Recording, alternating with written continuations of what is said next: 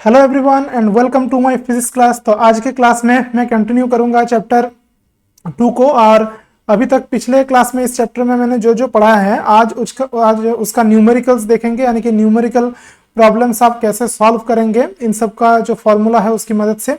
तो ये हम आज के क्लास में देखेंगे। देखो, न्यूमेरिकल प्रॉब्लम्स बहुत ही इंपॉर्टेंट होते हैं फिजिक्स में और इसका अध्ययन करना बहुत ज़्यादा ज़रूरी है और उसको प्रैक्टिस भी करना है। बिना न्यूमेरिकल्स जाने फिजिक्स में अच्छा डेप्थ नहीं बनाया जा सकता। तो चलिए, आज मैंने कुछ न्यूमेरिकल्स लिया है और उसको देखते हैं कि कैसे आप उसको सॉल्व करेंगे। तो चलिए शुरू करते हैं आज का क्लास बिना किसी देरी के। तो देखो, मैं यहाँ पे पहला जो प्रॉब्लम लिया हूँ वो लिया हूँ सिंपल एक जो प्रॉब्लम है इलेक्ट्रिक पोटेंशियल से। तो देखो, calculate the electric potential at the surface of A gold nucleus. तो एक गोल्ड न्यूक्लियस है हमारा, उसका जो मान लो जो एटम है ना, तो न्यूक्लियस उसका जो सरफेस है, उसका जो सरफेस में यानी कि एक स्फेरिकल शेप है ना। तो स्फेरिकल शेप है और गोल्ड न्यूक्लियस जो है स्फेरिकली, उसके सरफेस में कितना पोटेंशियल होगा वो हमको देखना होगा। तो पोटेंशियल का फॉर्मूला क्या है? तो हम यहाँ पे ऐसा मानेंगे कि न्यूक्लियस का जो पूरा चार्ज है उसके अंदर एक पॉइंट में है, बिल्कुल मिडिल पॉइंट में, और उसका पहले चार्ज निकाल लेंगे कि गोल्ड न्यूक्लियस के अंदर चार्ज होता कितना है, क्यू का वैल्यू क्या है। तो देखो यहाँ पे लिखा हुआ कि charge on the gold nucleus वो हो जाएगा क्यू इक्वल टू जेड ई।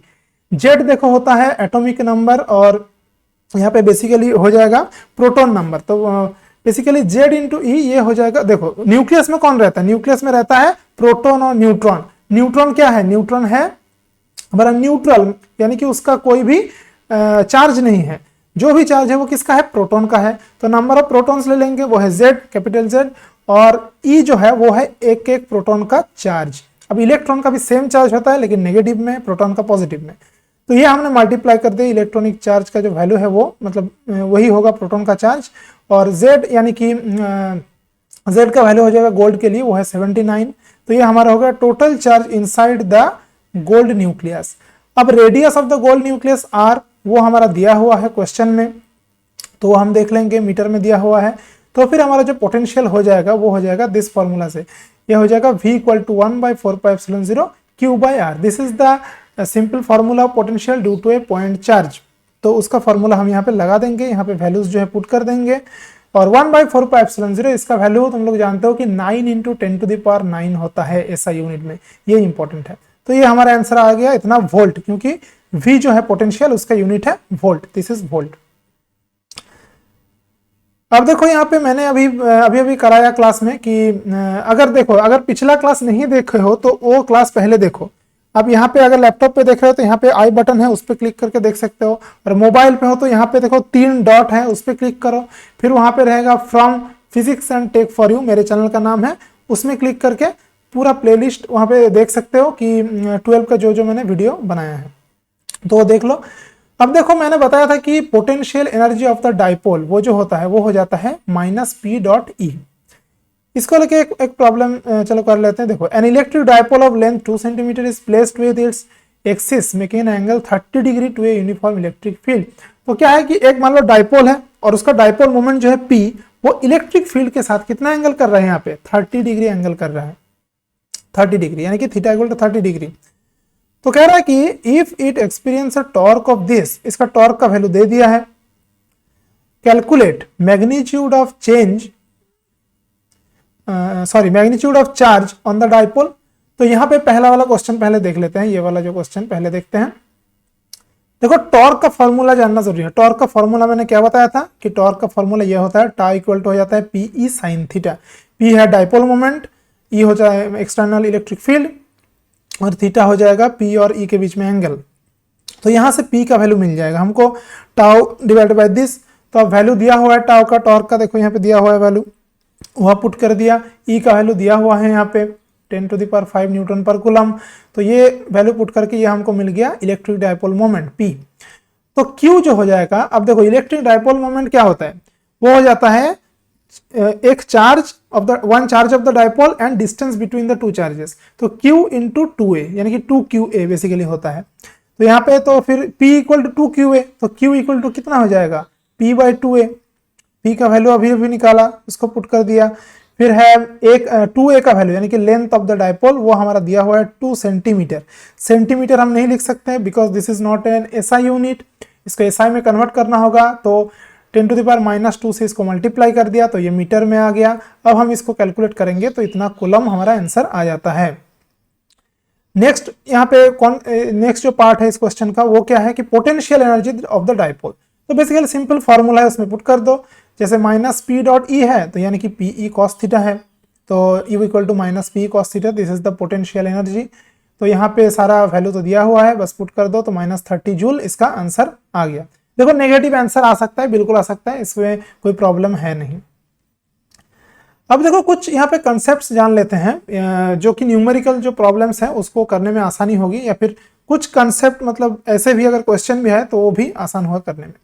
तो ये थोड़ा सा जान लेते हैं।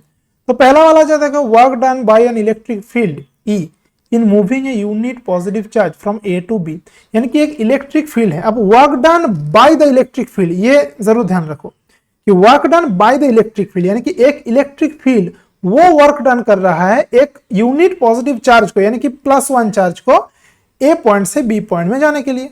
तो वो वर्क डन कितना होगा, वो ये होगा W = integration A to B E.dl। अब क्या है 2 नंबर में क्या है कि work done by an external agent, work done by an external agent moving a unit positive charge against the electrostatic force, यानी कि इलेक्ट्रिक फील्ड मान लो इधर काम कर रहा है, हमको जो चार्ज अब मूव करना है वो इधर से इधर कराना है यानी कि अगेंस्ट द इलेक्ट्रिक फील्ड। तो उस पे जो वर्क डन होगा वो हमारा नेगेटिव में आएगा क्योंकि हम मूव करा रहे हैं। तो यहाँ पे नेगेटिव साइन दोगे और A to B E.dl ये हम लिखेंगे। अगर ये क्या है, यह है work done due to external agent against the electric field, ठीक है। और इसमें था क्या, work done by the electric field.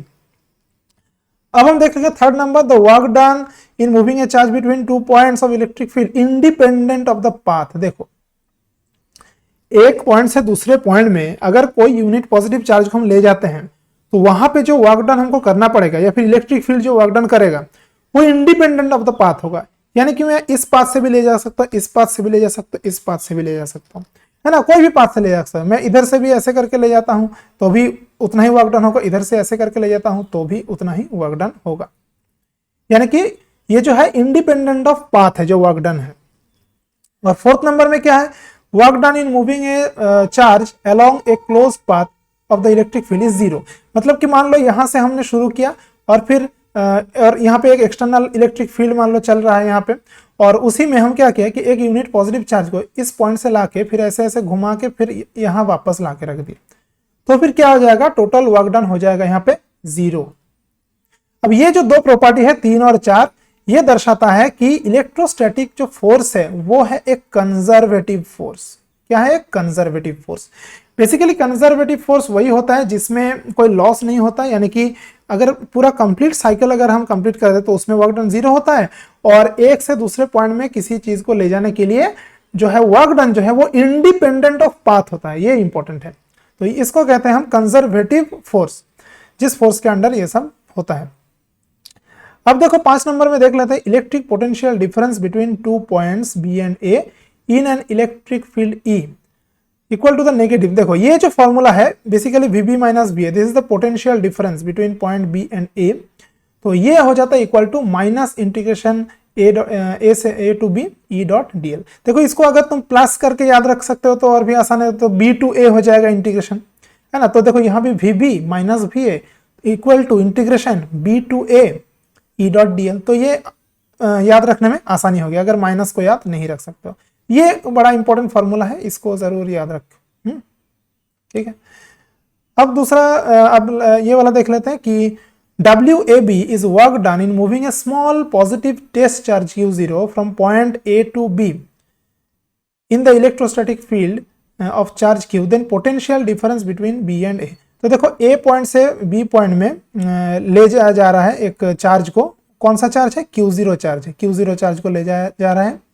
तो इसके लिए जो वर्क डन है वो है WAB। तो हमारा फॉर्मूला क्या होगा यहाँ पे कि VB minus VA, that is अब तो A से B में ले जा रहे हैं, तो ये फॉर्मूला क्या हो जाएगा, VB माइनस VA यानी कि फाइनल माइनस इनिशियल उसका जो potential equal to WAB by Q0।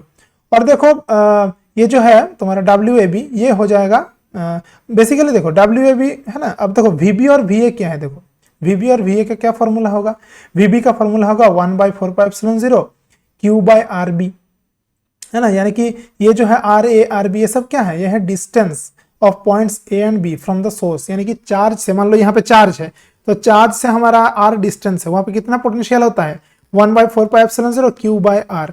तो यहाँ पे वही फॉर्मूला लिखा है। तो V B minus V A को इस तरह से लिखा गया है 1/4πε0 क्यू 1/RB माइनस 1/RA, इस तरह से लिखा गया है। चलो ये सब हमने जान लिया, ये बहुत ही अच्छे से याद रखो, अच्छे से पढ़ लो इसको।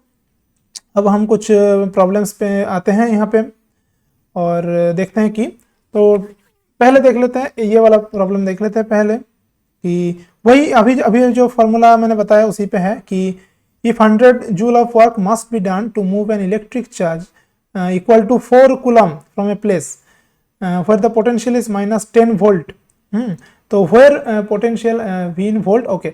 तो बेसिकली यहाँ पे वही पोटेंशियल डिफरेंस यहाँ पे निकालना है, मतलब एक जगह पोटेंशियल निकालना है। तो ये फार्मूला हमारा काम आएगा यहाँ पे, V B minus V A W A B by Q zero. W A B जो है वो दिया हुआ है जूल में, और यहाँ पे चार्ज टेस्ट चार्ज जो है क्यू जीरो उसका वैल्यू दिया हुआ है, बस फार्मूला में पुट कर दो तो आंसर आ गया। फिर देखो नेक्स्ट प्रॉब्लम पे चलते हैं, यहाँ पे देखते हैं ये वाला problem. Calculate the potential at a point P due to a charge this, इतना कूलम, लोकेटेड 9 सेंटीमीटर, ओके।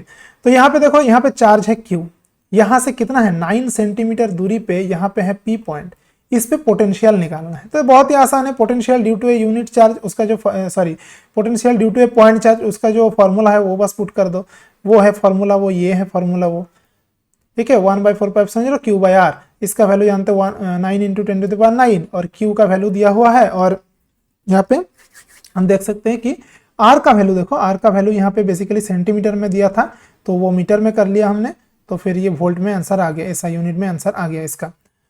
और बी पोर्शन में क्या दिया है देखते हैं कि hence obtain the work done in bringing a charge of this from infinity two point P, does the answer depend on the path. देखो पाथ पे तो डिपेंड बिल्कुल नहीं होगा, बिकॉज इलेक्ट्रिक फील्ड जो है इज ए कंजर्वेटिव फील्ड, तो इसमें पाथ डिपेंडेंसी नहीं होगा, तो बिकॉज तो आंसर होगा does not depend on path.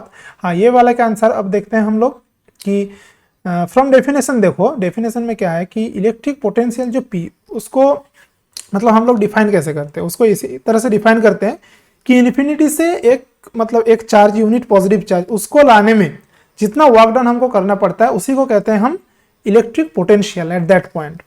तो उसी फॉर्मूला के आधार पे यहाँ पे हो रहा है। तो यहाँ पे यूनिट पॉजिटिव चार्ज को नहीं ला रहे, यहाँ पे कितना चार्ज ला रहे हैं 2 × 10⁻⁹ कूलम चार्ज ला रहे हैं। यहाँ पे 10⁻⁹ को नैनो कूलम भी कहते हैं, तो इसको 2 नैनो कूलम ऐसे करके भी दिया जा सकता है क्वेश्चन में। तो इन्फिनिटी से लाने के लिए वही कितना वर्क डन करना पड़ेगा, तो basically potential at the point P कि क्या बताया मैंने कि इन्फिनिटी से यूनिट चार्ज को लाने के लिए जो वर्क डन है वो है पोटेंशियल। अब Q अमाउंट अगर चार्ज हुआ तो उसको लाने के लिए कितना वर्क डन करना पड़ेगा, Q से मल्टीप्लाई कर दो। तो यहाँ पे जो बेसिकली Q है उससे हमने मल्टीप्लाई कर दिया पोटेंशियल एट P। तो पोटेंशियल एट P हमारा अभी निकला है, देखो यहाँ से तो ये वाला जो है इसका इधर पुट कर दिया हमने वैल्यू, इसका पोटेंशियल का वैल्यू पुट कर दिया, तो ये हमारा आती है इतना joule. Joule is the SI unit of work done, ये हमारा आंसर आ गया।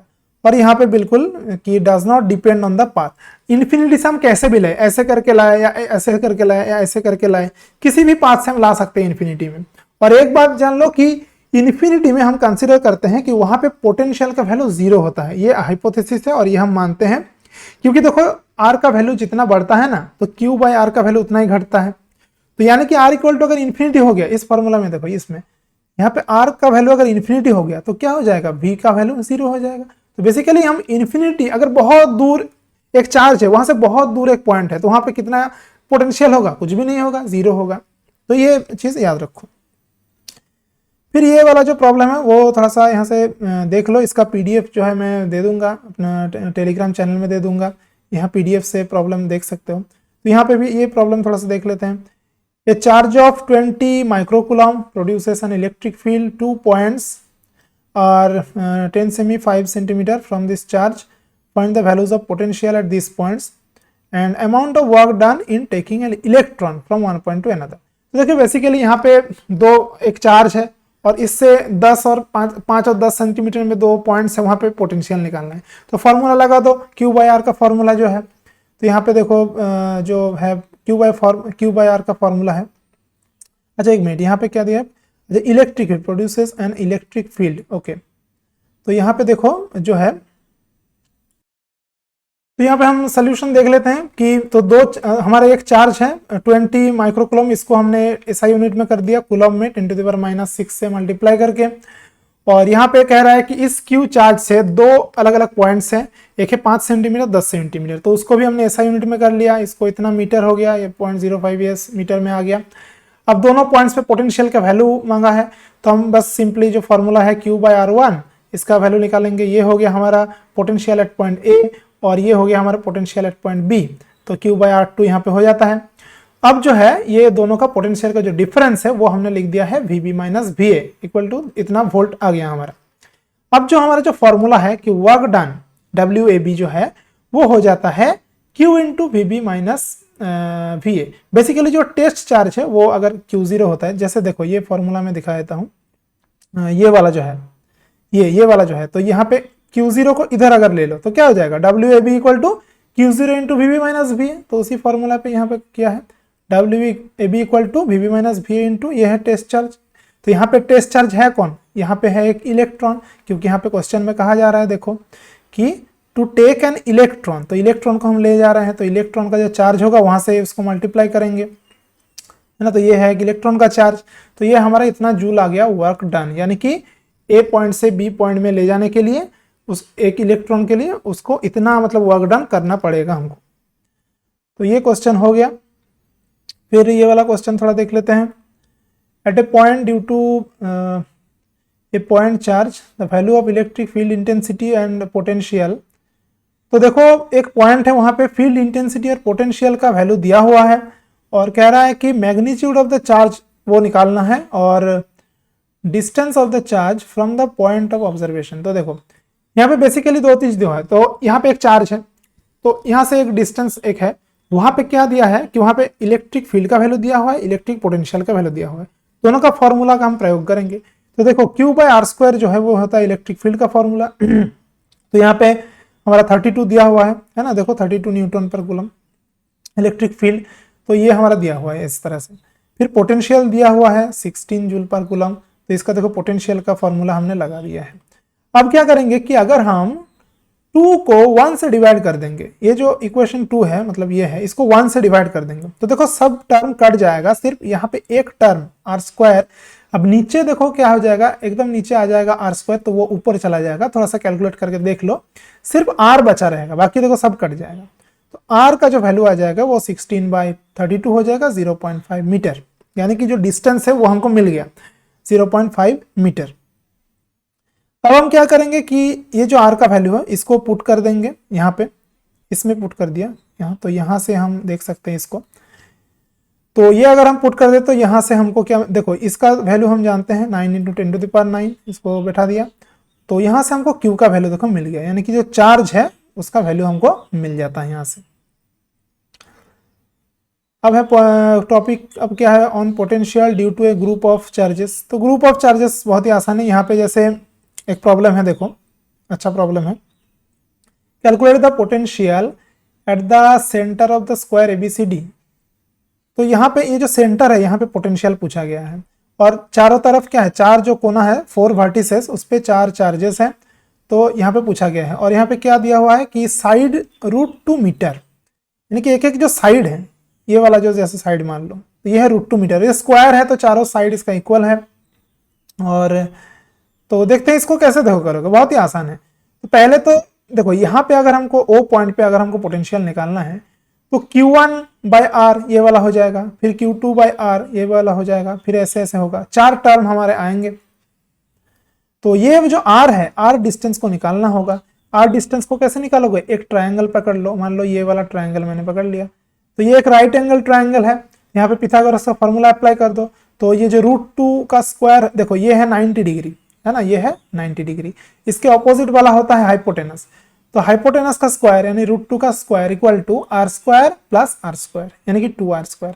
तो यहाँ से हमारा आ जाता है ये, इसको रूट कर दो तो ये आ जाता है और बेसिकली फिर आ जाता है r इक्वल टू 1 मीटर। तो ये हमारा मिल गया r इक्वल टू 1 मीटर, यानी कि चारों जो चार्जेस है वहां से सेंटर का जो डिस्टेंस है इस स्क्वायर का वो है हमारा 1 मीटर। तो बस पोटेंशियल यहाँ पे बैठा देंगे, बिल्कुल सिंपल पोटेंशियल का जो फॉर्मूला है सुपरपोजिशन प्रिंसिपल के हिसाब से वो हम बैठा देंगे कि Q1/R, Q2/R, Q3/R। अब यहाँ पे अगर पॉजिटिव या नेगेटिव जो भी होगा उसको एकदम साथ में ऐड कर देंगे। तो 1/4πε0 का वैल्यू ये हो गया 9 × 10⁹ और बाकी Q1, Q2, Q3 इसका देखो वैल्यू यहाँ पे दिया हुआ है क्वेश्चन में पूरा। तो इसको माइक्रोकुलम से कुलम में कन्वर्ट कर लिया सबको 10⁻⁻6 से, और जो पॉजिटिव है उसको हमने पॉजिटिव लिया है, जो नेगेटिव है उसको हमने देखो नेगेटिव लिया है, यहाँ पे देखो पॉजिटिव लिया है। इस तरह से पॉजिटिव नेगेटिव जो भी होगा अब इसको प्लस माइनस करके ये आंसर हमारा आ जाता है। तो यही है सुपरपोजिशन प्रिंसिपल, ठीक है। ओके, तो ये प्रॉब्लम देख लेना, ये जो प्रॉब्लम है इसका स्क्रीनशॉट ले लो या देख लो, उसी तरीके का प्रॉब्लम है यहाँ पे। बेसिकली यहाँ पे एक वायर लिया है और उसको एक सर्कल बना दिया है और उसका रेडियस 10 सेंटीमीटर है, और इसका जो चार्ज है ये जो सर्कल है उस पे टोटल चार्ज इतना है 200 माइक्रोकुलम, और calculate the electric potential at the centre. तो एक वायर हमने लिया, उसको बेंड करके एक सर्कल बना दिया है, वो जो सर्कल है सर्कुलर वायर उस पर टोटल चार्ज है 200 माइक्रोकुलम, उसके सेंटर पे पोटेंशियल निकालना है। तो यहाँ पे क्या करेंगे हम, तो पहले एक छोटा सा एलिमेंट लेंगे। क्या करेंगे, एक छोटा सा एलिमेंट लेंगे। जैसे कि मान लो मैं यहाँ पे दिखाता हूँ कि मान लो ये पूरा जो ये है, ये ठीक से ड्राइंग नहीं हो रहा है, चलो कोई बात नहीं। यहाँ पे एक छोटा सा हम एलिमेंट यहाँ पे ले लेंगे। अब क्या करेंगे कि वो जो एलिमेंट है उसको लेके, एक मिनट जरा थोड़ा कलर चेंज कर लो। तो देखो यहाँ पे हम एक छोटा सा एलिमेंट यहाँ पे लेते हैं, है ना। तो यहाँ से फिर ये मान लो dq है, इस पे मान लो dq चार्ज है, तो यहाँ से ये इस पॉइंट पे हम क्या निकालेंगे, पोटेंशियल निकालेंगे। वो कितना होगा 1/4πε0 dq/r, हो गया ना। अब क्या करेंगे कि इसका हम समेशन कर देंगे, मतलब ऐसे ही करके ऐसे dq ऐसे करके जो पूरा जो हमारा सर्कल है वो बन जाता है। तो इसको इसलिए समेशन ऑफ dv कर देंगे, टोटल जो पोटेंशियल होगा एट द सेंटर, ये सेंटर में जो पोटेंशियल होगा। तो यहाँ पे क्या आ जाता है, तो ये तो कांस्टेंट टर्म है, बाहर आ गया, इसलिए r भी कांस्टेंट है। r क्यों कांस्टेंट है, देखो क्योंकि ये सर्कल है, तो यहाँ से यहाँ डिस्टेंस जितना होगा और यहाँ से यहाँ डिस्टेंस भी उतना ही होगा, तो r कांस्टेंट हो गया ना, तो r बाहर आ गया। सिर्फ समेशन ऑफ dq, यानी कि टोटल समेशन ऑफ dq का क्या मतलब हो गया कि total charge of this wire, ये जो सर्कुलर वायर है इस पर टोटल चार्ज कितना है। तो वो चार्ज तो दिया हुआ है हमारा, वो हमने यहाँ पे जैसे q लिख दिया है समेशन ऑफ dq को, और q का वैल्यू देखो दिया हुआ है 200 माइक्रोकुलम, तो ये हमने यहाँ पे पुट कर दिया है। r का वैल्यू दिया हुआ है, यहाँ पे r का वैल्यू दिया हुआ है, उसको हमने पुट कर दिया, तो हमारा आंसर ये आ जाता है। तो इस तरह से हम इस प्रॉब्लम को सॉल्व कर दिए। ये अच्छा एक प्रॉब्लम था, ये बिल्कुल आ सकता था क्वेश्चंस में। अब चलो देख लेते हैं थोड़ा और प्रॉब्लम कुछ देख लेते हैं। इसको थोड़ा सा हटा देता हूँ। हाँ, यहाँ पे बेसिकली एक और प्रॉब्लम है, यहाँ पे स्ट्रेट लाइन में दोनों चार्जेस हैं। बेसिकली यहाँ पे two charges this and this located 15 centimeter apart. At what point at the line joining two charges potential becomes zero? Potential becomes zero. तो बेसिकली क्या है कि ये जो दो चार्जेस है QA और QB, A और B पॉइंट पे, यहाँ पे पूछ रहा है कि ऐसा कौन सा पॉइंट होगा जहाँ पे पोटेंशियल जो है जीरो हो जाएगा। तो देखो जीरो तभी पॉसिबल है कि एक पॉजिटिव हो एक नेगेटिव हो, तभी वो मतलब काट के जीरो आ जाएगा। दोनों ही अगर सेम हुआ तो फिर नहीं कटेगा, क्योंकि पोटेंशियल में कोई डायरेक्शन का कोई मतलब नहीं है ना, सिर्फ मैग्नीट्यूड को लेके मतलब है। तो देखो यहाँ पे ऑपोजिट चार्ज ही है, यहाँ पे +3 × 10⁻⁸, यहाँ पे माइनस है और डिस्टेंस दिया हुआ है। तो बेसिकली हम पोटेंशियल, तो यहाँ पे हम क्या करेंगे कि हम मान लेंगे कि QA जो है चार्ज, उससे x डिस्टेंस में वो पॉइंट है जहाँ पे पोटेंशियल जीरो है। तो बाकी कितना हो गया r-x, जहाँ पे r का वैल्यू दिया हुआ है, इन दोनों के बीच में डिस्टेंस दिया हुआ है। तो बेसिकली हमको x का वैल्यू निकालना होगा। तो यहाँ पे x का वैल्यू हम निकालेंगे। तो पहले तो पोटेंशियल ड्यू टू a, मतलब क्यू ए चार्ज की वजह से इस पर कितना पोटेंशियल होगा ओ पॉइंट पे, वो हमने निकाल लिया। तो ए ओ क्यू ए बाई ए ओ, ए से ओ तक डिस्टेंस। और यहाँ पे जो है वैल्यू हमने पुट कर दिया, जो जो वैल्यू दिया हुआ है। यहाँ पे x लिख दिया, ए ओ की जगह पे हमने x लिख दिया। फिर है ये जो क्यू बी है, इसकी वजह से यहाँ पे कितना पोटेंशियल जनरेट होगा वो हम लिखेंगे, और ये माइनस पे आएगा बिल्कुल। तो यहाँ पे माइनस में इसका आया आंसर, क्योंकि ये माइनस चार्ज है। वहाँ पे भी सारा पुट कर दिया हमने, और यहाँ पे बी ओ की जगह हमने लिखा 0.15 माइनस एक्स, यहाँ से जो हमको मिला है। फिर टोटल तो पोटेंशियल अगर जीरो होना है तो बिल्कुल इन दोनों का जो सम होगा वो जीरो होगा। तो इन दोनों का सम कर दो, इसका और जो है इसका, इन दोनों का सम कर दो तो वो जीरो होता है अकॉर्डिंग टू द क्वेश्चन। फिर इसको सॉल्व करके एक्स का वैल्यू निकाल लो। तो एक्स हमारा आ गया दिस 9 सेंटीमीटर, यानी कि फ्रॉम चार्ज 3 × 10⁻�8 कूलम, इस चार्ज से 9 सेंटीमीटर दूरी पे हमारा जो होगा टोटल पोटेंशियल क्या होगा, जीरो हो जाएगा। तो ये प्रॉब्लम तुम लोग देख लेना, थोड़ा स्क्रीनशॉट ले लो, या टेलीग्राम चैनल जो मेरा है उस पर मैं इसका PDF दे दूंगा, इस प्रॉब्लम को देख लो, इसका सॉल्यूशन देख सकते हो यहाँ पे। उसी तरीके का प्रॉब्लम है। और फिर आ जाते हैं हम एक और प्रॉब्लम डिस्कस करते हैं, और वो है ये वाला प्रॉब्लम डिस्कस कर लेते हैं, potential energy of A group of charges. तो यहाँ पे जैसे दो चार्ज का एक क्वेश्चन दिया हुआ है, देखो 2 point charges plus 10 and minus 10 microcoulomb separated by 40 centimeter distance in air. Calculate the electrostatic potential energy assuming zero potential at the infinity. देखो ये तो ऐसे भी हम assume करते ही हैं कि लास्ट जो इन्फिनिटी में है वहाँ पे पोटेंशियल जीरो है, तो इसमें कुछ अलग से सोचने की जरूरत है नहीं। तो हमारा जो फॉर्मूला है कि potential energy of A system of charges, यहाँ पे जैसे दो चार्ज दिया है उसका फॉर्मूला हमारा बनता है U = 1/4πε0 Q1 Q2 by R12। R12 क्या है, Q1 और Q2 के बीच में जो डिस्टेंस है वो है। तो यहाँ पे सारा चीज दिया हुआ है, फॉर्मूला में पुट कर दो तो आंसर आ जाता है ये। Q1 और Q2 ये अलग अलग, इसका ये प्लस में है ये माइनस में है, तो इसलिए इसमें माइनस में इसका आंसर आ गया। माइनस में कोई प्रॉब्लम नहीं, आंसर आ सकता है। और फिर क्या कह रहा है, नंबर बी पे देख लो, draw an equipotential surface of the system. तो यहाँ पे कह रहा है कि यहाँ पे कुछ रेफर कर दिया गया है दूसरी जगह पे, तो यहाँ पे बेसिकली है जो, तो चलो देखते हैं कि यहाँ पे हमारा क्या हो जाता है। तो वो हमारा आ जाएगा यहाँ पे, ये जो है इक्विपोटेंशियल सरफेस इसमें ड्रॉ कर सकते हो, उसमें जो सर्कल इस तरह से बनेगा। और यहाँ पे how much work is required to separate the two charges away from infinity. तो देखो जो पोटेंशियल एनर्जी होता है उतना ही एनर्जी हमको देना पड़ता है उसको फिर से इन्फिनिटी में पहुंचाने के लिए। तो इसीलिए देखो उतना ही वर्क डन, यहाँ पे इसे माइनस में था इलेक्ट्रोस्टैटिक एनर्जी, तो यहाँ पे प्लस में आ जाएगा, यानी कि वो जो सिस्टम ऑफ चार्ज है उसको देखो लाने में इतना एनर्जी उसको लगा, फिर उसको वापस इन्फिनिटी में पहुंचाने के लिए उतना ही एनर्जी देना पड़ेगा, तो उतना ही जूल उसका आंसर होगा उसको सेपरेट करके इन्फिनिटी में पहुंचाने के लिए। और ये वाला प्रॉब्लम तुम लोग देख सकते हो। फिर यहाँ मैं कुछ प्रॉब्लम दे रहा हूँ, यहाँ पे बेसिकली PDF से ये प्रॉब्लम्स थोड़ा देख लो ना, मैं डिस्कस नहीं कर पाऊंगा यहाँ पे,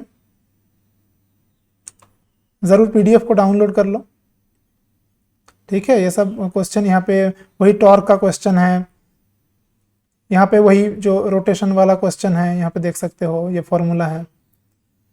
तो बेसिकली आज का क्लास यहीं तक था। तो ये क्लास अगर ठीक से नहीं समझ में आया तो एक बार फिर से देखो, और अगर ये क्लास पसंद आया है और पढ़ाई इंप्रूव हो रहा है तो इस वीडियो को एक लाइक कर दो और मेरे चैनल को सब्सक्राइब कर दो। देखो वीडियो के नीचे एक लाल कलर का बटन है सब्सक्राइब, उसको दबा के सब्सक्राइब कर सकते हो, और इस वीडियो को शेयर कर दो अगर किसी को ज़रूरत पड़ा तो आज के लिए इतना ही है, मिलते हैं नेक्स्ट वीडियो में, तब तक take care and stay safe.